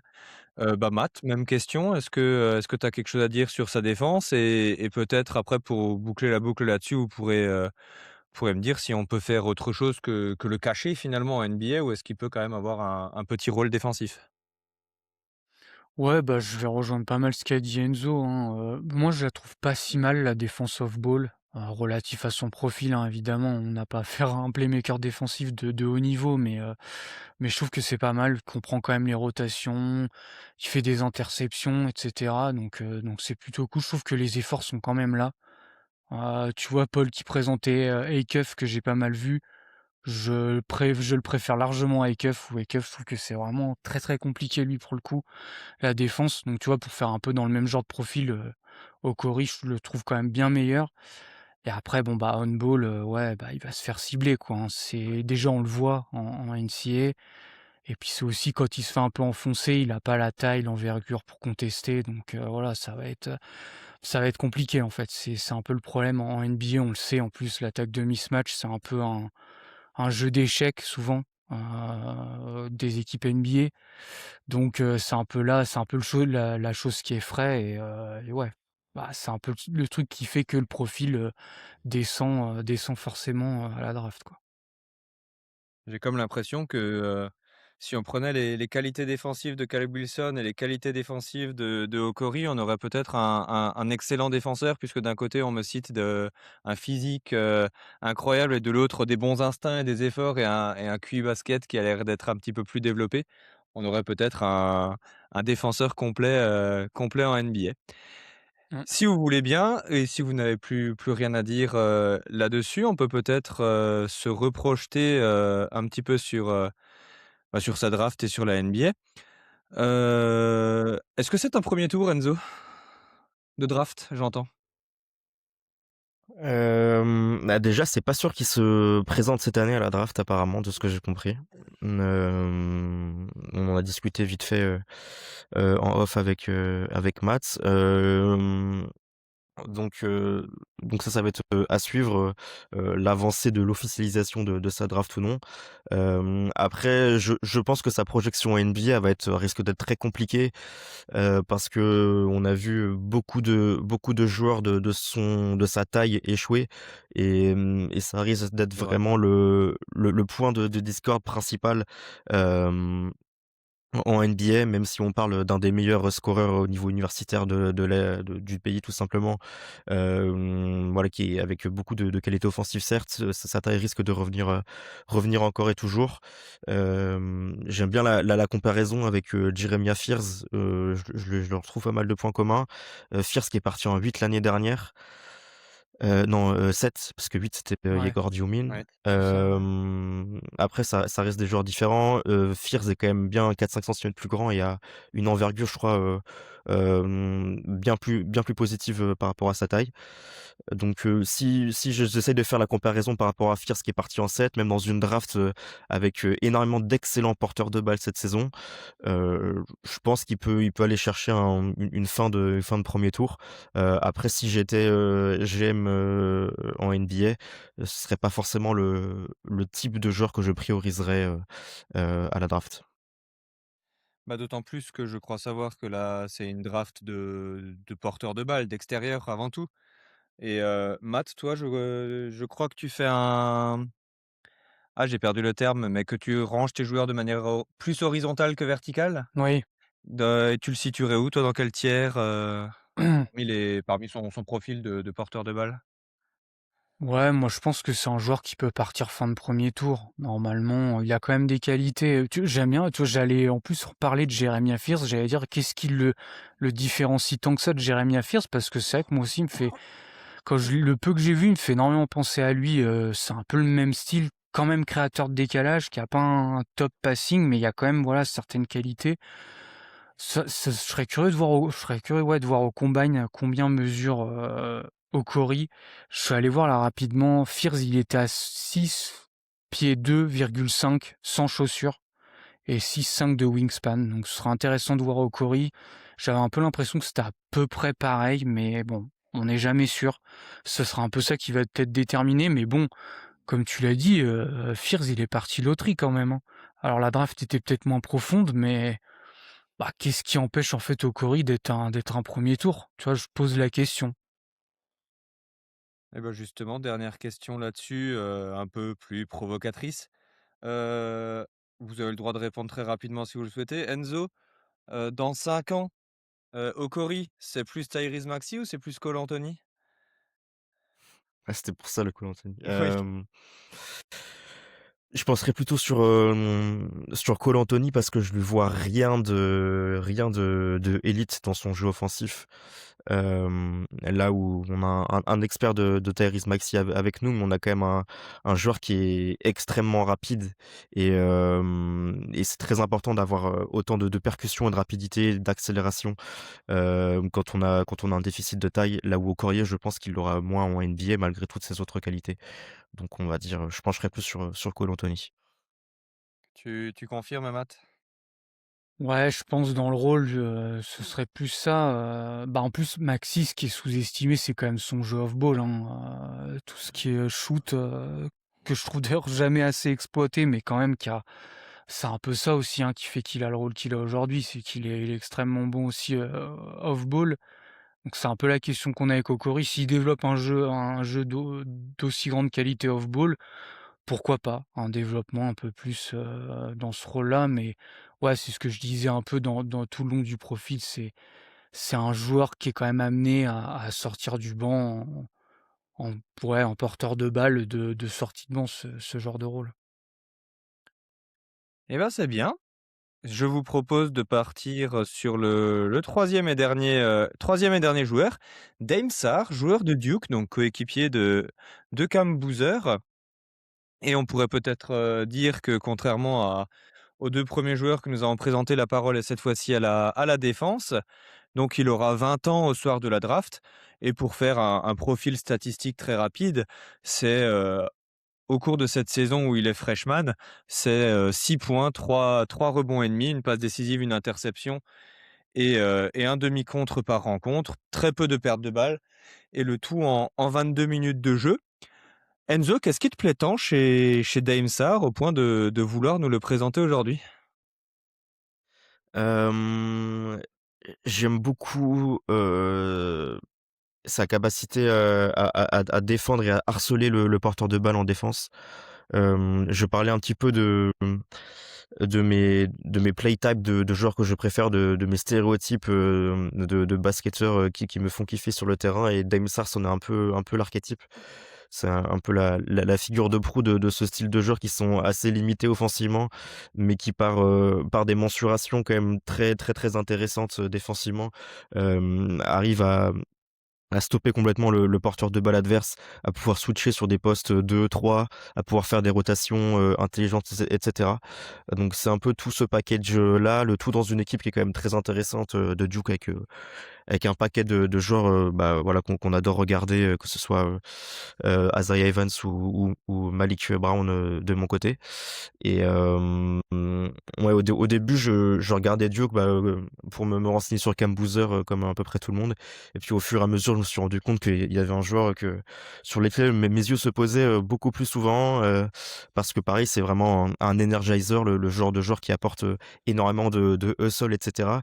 Et en plus de ça, la première qualité que j'ai envie de citer, c'est quelque chose qui s'éloigne presque du parquet, du basket, tactique en lui-même, mais c'est sa capacité à haranguer les foules et au-delà du côté, OK, c'est sympa, c'est derrière ta télé, ça met de l'ambiance et tout. C'est sur le parquet quand tu à domicile et cetera, quand tu vois un joueur qui, va s'arracher sur un ballon, il va faire une interception que presque celui sur le terrain pourrait faire et va provoquer la faute et derrière pendant le temps mort et cetera, on voit, énormément, Dame Sarr aller célébrer, aller haranguer la foule et tu derrière du coup, tu as les 15, les 20 000 personnes, de l'arène autour de toi qui vont, donner un élan en encourageant et cetera. C'est ce qui peut lancer une série et cetera et du coup, pour en revenir au parquet, c'est ce qui peut faire la différence dans un match et cetera.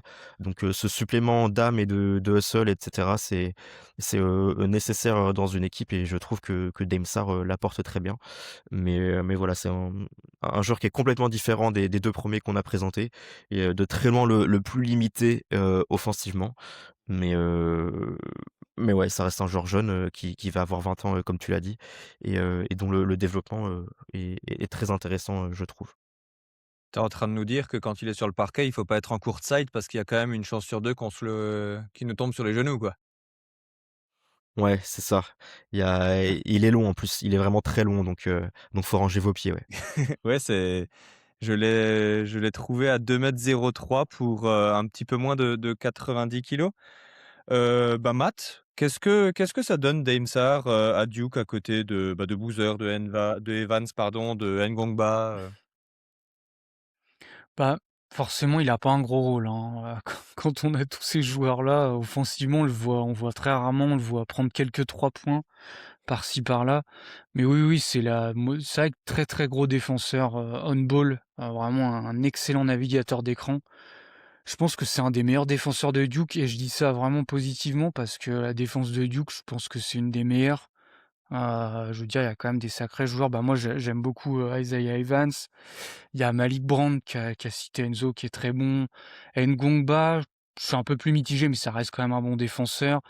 Même Cameron Boozer, hein, dans le switch, enfin voilà. Vraiment, il y a quand même des très bons profils défensifs, mais c'est vrai que lui est vraiment très bon en fait en premier rideau, hein. C'est sa qualité parce que, bah, très, très mobile, et puis très long en fait. Il paraît vraiment avec des bras immenses et puis, cette capacité de se faufiler en fait à travers les écrans. Donc c'est vrai que déjà pour avoir un peu ce rôle, presque tout terrain, naviguer tous les écrans et cetera, il peut avoir ce rôle-là en NBA qui est quand même, j'ai l'impression, pas mal recherché, hein. On a vu Portland en début de saison faire pas mal de presse souterrain. En playoff, ça s'est énormément développé. Il y a eu les Timberwolves, je crois que c'était il y a 2 ans là contre Denver. Il y a Indiana qui le fait. Enfin voilà, il y a plein, plein d'équipes maintenant qui pratiquent ce genre de tactique. Donc je me dis un joueur comme ça peut se faire sa place déjà rien que par ça, quoi. Et après, bah, en attaque, on l'a dit, c'est ultra limité, mais j'ai envie de dire, il faut qu'il développe son shoot, qui est pas non plus si mal, j'ai l'impression. J'ai j'ai plus les pourcentages en tête, je crois que c'est je peux te 33%, les j'ai vu donner, ouais. rapidement. Ouais, C'est 33, ouais. c'est 40% au global, 33,3 à 3 points sur un peu plus de 3 tentatives par match et par contre, il y a un vilain 52% au lancer franc. Ouais, après, il y a très peu de tentatives de lancer franc, donc Oui, des fois, c'est vrai. c'est aussi un peu à prendre avec des pincettes, mais ouais, ça va être un moi, la mécanique me choque pas de ce que j'ai vu, donc pour moi, ça va être un peu ça son swing skill pour avoir un rôle, c'est de punir, en fait, à 3 points, hein, tout simplement, d'être un free and D, quoi. Un free and D, ouais. Et bah, je vous propose peut-être, une fois n'est pas coutume, de plutôt s'axer sur la défense puisque ça a l'air d'être là son ticket d'entrée en NBA. Est-ce que c'est lui qui est envoyé sur qu'on a coutume de dire sur le meilleur extérieur adverse, Enzo? Pas toujours, pas toujours, mais une chose est sûre en tout cas, c'est qu'il peut arriver à freiner les meilleurs joueurs, universitaires et j'en tiens pour preuve, son match face à Stanford, le Stanford, d'Ebuka Okorie qu'on n'a jamais vu autant en difficulté cette saison que face à Daim Sarr et à la défense collective de Duke où ouais vraiment, Okorie, a eu du mal à accéder au cercle et ouais, c'était, quelque chose que j'ai oublié de préciser, juste avant quand on parlait de lui, mais face à une défense qui a, bah, sans doute, ouais, comme l'a dit Matt, l'une des meilleures de la ligue et qui est ce qu'on a de mieux pour comparer à ce que vont retrouver les joueurs, l'année prochaine en NBA. Okorie avait eu du mal et c'était en partie grâce à Dame Sarr qui a un combo quand même de pouvoir défendre, des extérieurs petits, mais avec une longueur, vraiment dingue parce qu'il a, une envergure de 7 pieds et qui a un ajout totalement fou et puis j'ajoute encore, sur la navigation d'écran comme a dit Matt, mais moi c'est j'ai envie de faire des éloges et des tas d'éloges sur la navigation d'écran de Demsar qui est, vraiment phénoménale et ça serait sa 1re qualité si je devrais, faire le même format de questions, que tu as fait, avec, Caleb Mmh. Wilson, à la fin. Mais ouais, c'est vraiment impressionnant. Après, j'aimerais le voir beaucoup plus sur des ailiers. Sur des profils plus de sa taille, voire plus costauds. Parce que c'est un joueur qui reste quand même assez fin. Tu l'as dit, il fait, 90 kilogrammes il me semble, de ce que tu as précisé et ça se ressent notamment quand on va le Le le challenger dans un dans le peu, bump physiquement? plutôt, ouais, Ouais. voilà, le bump proche de la raquette, quand il doit défendre des drives et cetera. Alors il sera toujours en place, il sera toujours devant les défenseurs, il aura bien coulissé et cetera, en position. Mais si on va mettre le coup d'épaule, bah, je me souviens plusieurs fois de l'avoir vu vraiment reculer, d'un bon mètre et de prendre un peu un éclat au physique avant de pouvoir contester de manière correcte. Mais il va devoir, s'épaissir s'il veut être, encore meilleur, dans ce registre-là. Mais, voilà, en tout cas, un joueur ô combien positif, pour un roster, NBA, je pense. Bon, généralement, s'épaissir une fois arrivé en NBA, c'est pas la plus grande des difficultés. Chez les Américains, ils arrivent quand même à leur faire Ouais. prendre, du muscle assez rapidement. Et bah, Matt, peut-être, pour te lancer là-dessus, qu'est-ce que ça donne, plus loin du ballon? Parce que là, on a surtout parlé de sa défense on-ball et on l'a pas dit, mais c'est un profil européen. Généralement, les Européens, un peu typés, défensifs, ont les instincts, défensifs aussi loin du ballon. Est-ce que c'est aussi son cas? Oui, de toute façon, j'ai envie de dire tous les défenseurs de Duke, j'ai pas grand enfin, en fait, les schémas sont, sont extrêmement bien exécutés et il y a les schémas, mais il y a les joueurs aussi qui les exécutent et franchement, les 5 joueurs de Duke, je crois que j'ai pas grand-chose à dire. Je trouve que leur défense est vraiment top niveau. C'est un peu comme Michigan, je crois que c'est les 2 meilleures défenses du pays et ouais, bah, voilà quoi, il fait partie de cette défense collective où il y a des stunts, il y a des aides des fois très agressives, on vient aider très tôt au panier. Enfin, en fait, c'est des schémas qu'on retrouve énormément en NBA donc c'est un peu ce qui est positif pour projeter un peu tous ces joueurs-là, c'est que, c'est qu'en fait, vu que les schémas pratiqués, c'est des schémas NBA, ben, j'ai envie de dire j'ai aucun mal en fait à le voir, avoir son rôle là-dessus en NBA. Vraiment la défense est très bonne. Il y a pas non plus, je vais dire, un playmaking défensif de fou, c'est pas ça son gros point fort. Mais tout ce qui est rotation, stunt et cetera, comme on a dit, navigation d'écran, c'est très, très bon. Il y a rien à dire. Moi, pour moi, c'est plus l'attaque qui fera qu'il aura un rôle en NBA. Bah, justement, on peut y aller rapidement sur l'attaque. Qu'est-ce qu'on peut attendre de lui, Enzo, en NBA? Parce que je rappelle rapidement les chiffres. Donc pour l'instant, là, c'était 6 points en 40-33-52. Ça fait un true shooting de 51,5 %. Qu'est-ce qu'on peut attendre de lui en attaque? Est-ce que ce serait uniquement du 3 points ou est-ce qu'on peut peut-être lui confier à terme, de plus grandes responsabilités? J'ai envie de dire un peu plus, je me suis penché sur, sur ces matchs avec les jeunes de l'Italie pour avoir, des échantillons. Il a un rôle différent parce que comme tu l'as dit, c'est un joueur qui a évolué en Europe dans la première partie de sa jeune carrière. Donc il était déjà, déjà encore, moins utilisé que dans le duo que d'aujourd'hui et donc je voulais le voir, dans un contexte où il avait plus la balle. Et il y avait des choses, très intéressantes, donc c'était un joueur qui était totalement différent, mais je l'ai vu, réussir à driver avec, beaucoup plus de facilité qu'on le voit aujourd'hui. À avoir des lectures de passes, plutôt très intéressantes sans être, des lectures de top niveau. Donc malgré l'adversité que peuvent présenter des matchs, avec les jeunes, par rapport à ce qu'il va retrouver en NBA, j'ai envie d'être très positif, je notamment parce qu'il y a quelques flashs au passing, et de connecting surtout. C'est pas lui qui va faire le premier décalage, mais je trouve qu'il comprend bien le jeu. Donc il pourra, interpréter les décalages, parce qu'il sait poser le dribble. C'est pas non plus un joueur qui n'a que le shoot potentiel ou des cuts, et cetera. Il peut poser le dribble et aller interpréter quelques espaces et pouvoir, amplifier, quelques décalages. Voilà, pareil, c'est un joueur qui est, assez dynamique, donc si on le en transition notamment, il hésite pas à pousser très loin et à aller provoquer des fautes sans avoir une finition vraiment excellente, mais c'est un joueur qui est, assez moderne, par sa capacité à jouer vite, comme on l'a dit, à pouvoir défendre, en presse tout terrain et cetera. Donc je pense qu'il se mariera très bien en en NBA malgré toutes les difficultés, techniques qu'il a, que ce soit, au shoot, un dribble qui est à ses limites. Pour l'instant, il a pas de drive sur demi-terrain, mais voilà, si on doit se prononcer à l'heure actuelle, je pense que ça peut devenir, un connecteur, de plutôt bon niveau, en NBA. Qu'est-ce que tu en penses toi, Matt, là-dessus? Ouais, moi j'ai pas vu dans d'autres contextes, c'est vrai que ça aurait été intéressant, mais bah, Duke, il a un mini rôle, hein. Il a très, très peu souvent le ballon dans les mains parce que, bah, c'est le même là, je pense que c'est le plus bas usage des 5 quand il est C'est sur le terrain. 16,5 d'usage, ouais. Ouais, parce bah, de toute façon, ça se voit parce que ça passe beaucoup par, bah, évidemment Boozer, Ngongba, même, Isaiah Evans, ça tu vois, on lui fait des sets de shooter off ball, bon, Dame Sarr, il a pas du tout ça. Le drive, il y a rien qui m'a sauté aux yeux. Effectivement, j'ai l'impression qu'il y a un dribble assez limité.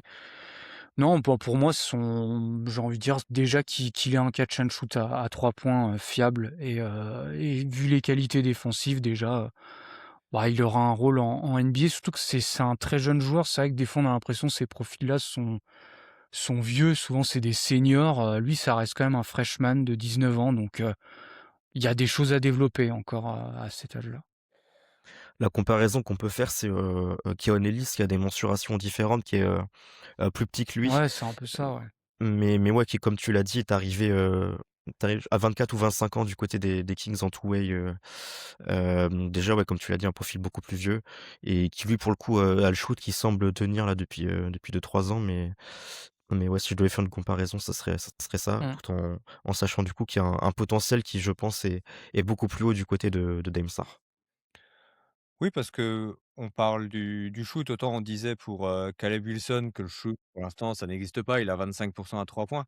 Là, il en rentre un sur 3. Bon, c'est pas génialissime évidemment, mais s'il arrivait à gratter peut-être, 3 points de réussite, ça le mènerait à 36. Bon, on pourrait pas totalement toujours faire l'impasse, sur lui quand il prend un tir et si on couple ça avec sa défense qui a l'air excellente, ça pourrait lui faire effectivement une place, pour un premier voire un deuxième contrat en NBA finalement.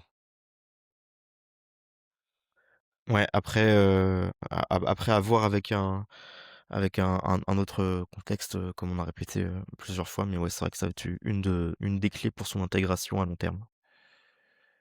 OK, est-ce que vous voulez encore ajouter quelque chose, sur l'attaque ou sur la défense? Quelque chose qu'on n'aurait pas dit sur Dame ou Dame Sarr? Je ne sais pas. L'avenir nous le dira. Comment on prononce, le prénom? C'est Dame Sarr, je crois, hein. Dame? Ouais. Ouais, tu raison, ouais, maintenant que tu le dis, c'est un un Bon, un un sénégalo-italien, donc ça m'étonnerait qu'on dise Dame, ouais, mais et bah, ouais, Dame terminons, et Sarr. terminons en disant Dame Sarr. Rapidement, dans ce cas-là, sur sa projection NBA, j'ai un peu fureté dans certains big boards, dans certaines mocks. Je le vois souvent hors top 60. Mais de ce que j'ai compris, de ce que vous m'avez expliqué, il y aurait franchement pas grand risque de le drafter avec un second tour, par exemple, Enzo. Ouais, non, c'est sûr, c'est un pari qui coûte pas très cher entre guillemets parce qu'on sait ce qu'il va apporter. Peut y avoir une évolution qui peut être satisfaisante.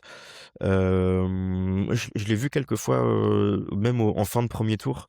Si je dis pas de bêtises, même si chez nos amis de Symbiose, je crois qu'ils l'avaient mis dans leur top 30. Mais c'est peut-être que je confonds, mais voilà. Moi, si j'étais lui, je pense que j'attendrais une année de plus pour avoir un meilleur bagage offensif et peut-être avoir un rôle qui augmente avec le temps du côté de Duke. Ça pourrait lui être bénéfique. Après, s'il faut qu'il parte cette année, je pense qu'il pourrait avoir un rôle s'il tombe dans l'équipe qui sait, euh, qui sait occuper enfin, s'occuper de ses qualités. C'est parfait et bon, je voulais vous demander une comparaison éventuelle, mais manifestement Keon Ellis, ça semblait vous convenir à tous les 2. Ouais, ça me semble pas. Alors après, ce qui est cool, c'est que lui, il est beaucoup plus grand encore que Keanu Ellis. Donc, il y a vraiment, c'est vrai que cette qualité de. En fait, il a un peu les mensurations de McDaniels, Oui. tu vois, qui est grand, très long. Après, voilà, c'est sûr faut que l'attaque. McDaniels, il y avait McDaniels, c'était un porteur de balle principal hein, en NCA. Donc voilà. Parce que comme J'aime bien Drake Powell aussi des Nets. J'ai Ouais. pas suivi sa très bien. saison en NCAA, mais dans le rôle que je vois du côté des Nets de la part de Drake Powell, je trouve qu'il y a beaucoup de similarités dans les qualités défensives notamment et dans les limites aussi avec ballon. En farfouillant les internets, j'avais vu comme comparaison, après, à vous de me dire si ça vaut quelque chose, j'avais vu grand Matisse Thybulle. Je sais Ouais, pas. après Tybull, c'est plutôt du playmaking défensif que vraiment de la navigation d'écran comme ça. Pas spécialement d'accord. Je vois un peu, oui, dans les mensurations peut-être, mais c'est pas trop le même profil quand même en défense. Et puis Pas beaucoup plus costaud du haut du corps aussi. Thybulle, il peut défendre des joueurs beaucoup plus affirmés, beaucoup plus costauds aussi, je pense. Très bien. Eh bien, écoutez, on en a terminé pour nos 3 profils. Est-ce que, Enzo, tu voudrais nous parler en wildcard d'un dernier petit prospect, peut-être en 5 minutes? Quelqu'un qui t'a tapé dans l'œil, qui t'a beaucoup plu?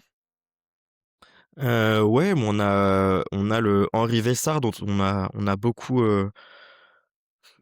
prononcé le nom durant ce podcast quand on parlait de Caleb Wilson qui du coup est le poste 5 de UNC des North Carolina qui joue autant de minutes quasiment que Caleb Wilson, donc c'est-à-dire quasiment toutes du côté de UNC, qui est un pivot qui est très intéressant parce que très différent de Caleb Wilson, qui brille un peu là où Caleb Wilson pêche, c'est-à-dire c'est plutôt un bon shooter cette saison. Il a des stats de shoot extérieur qui sont vraiment ahurissantes.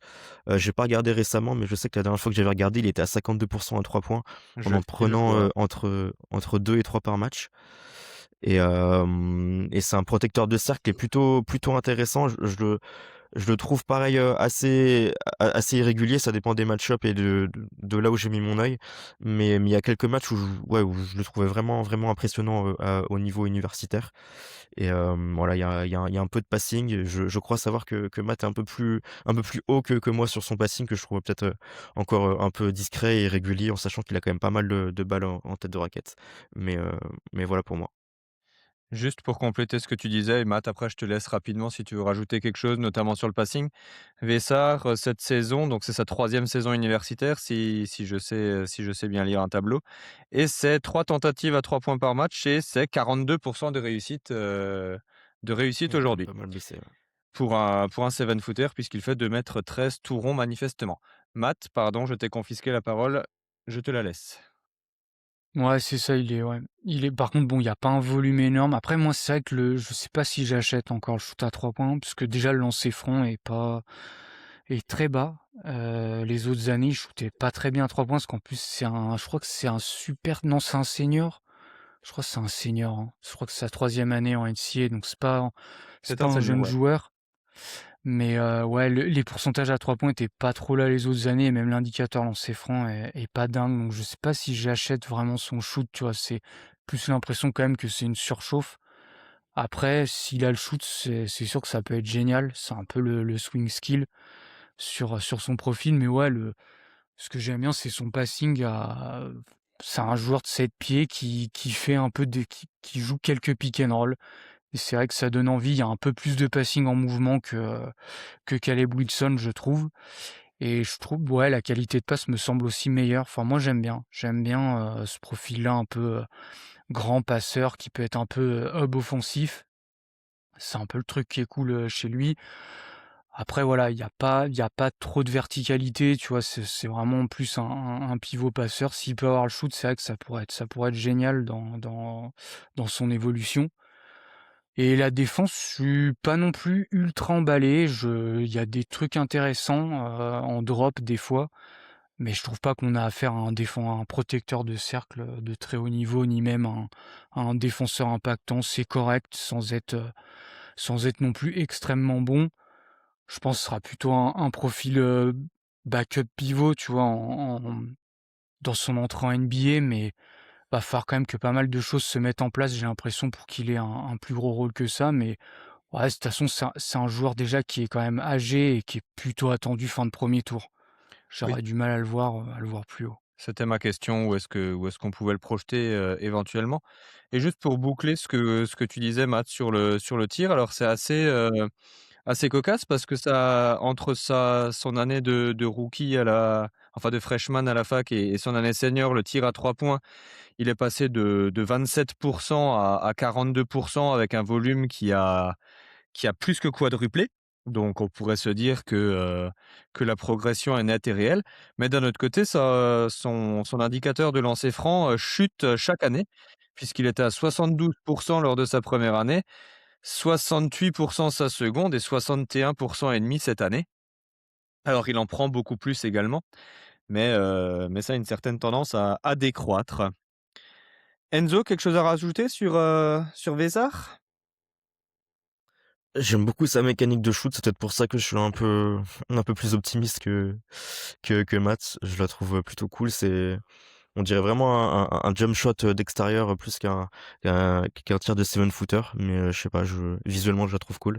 Je trouve qu'elle est plutôt correcte. Donc voilà, mais ouais, c'est surtout le contraste pardon, avec Caleb Wilson qui est intéressant quand on voit les deux évoluer. Et le fait que ce soit aussi un joueur estonien. Ouais, ça rajoute un petit peu de piment, voilà, de voir une nationalité qu'on voit très peu en NBA. Je crois savoir qu'il y a eu 1 ou 2 Estoniens qui ont déjà joué, j'ai pas les noms, mais voilà, donc c'est plutôt cool, voilà, un petit bonus de voir une nationalité un peu plus, exotique, que d'habitude. Sur ce trivia-là, je ne peux pas te répondre. Je ne sais pas s'il y a déjà eu des Estoniens, je te crois sur parole. Mais Ouais. on vous invitera à suivre le premier tour de la draft avec nous, puisque j'imagine qu'on sera, certains membres de l'équipe seront en direct, à la fin juin pour savoir si Henri Vézard notamment sera appelé au cours de ce premier tour par Adam Silver. Et messieurs, écoutez, si vous n'avez plus rien à rajouter, je vous propose de conclure. Ouais, Donc, eh bien, nous espérons que tout ceci vous aura plu. Si tel est le cas, ben, un petit like, un petit commentaire, un partage, cela nous aide énormément. Et pour reprendre la formule de Benjos, restez connectés. On trouvera de quoi parler. Merci Enzo, merci Matt, et à très vite. Alors salut. merci à toi. Salut, salut.